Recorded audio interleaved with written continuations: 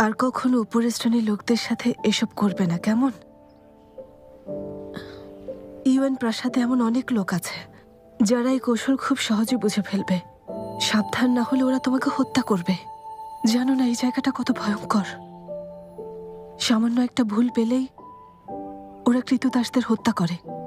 শুনেছি গত মাসে ওই থার্ড হাউসের বুড়ো অধিপতি তার জলসা ঘরে 20 জনের বেশি দাসীকে হত্যা করেছে। ডু পরিবারের মেয়েরা যারা আমাদের সাথে এসেছিল সবাই মারা গেছে। ওদের মতো আমাদের সাথেও একদিন একই ঘটনা ঘটবে, তাই না? থামবে? জলসাঘর? কিছুদিন কষ্ট করো। লিন্ডসি লর্ড ইউ এর সাথে কথা বল।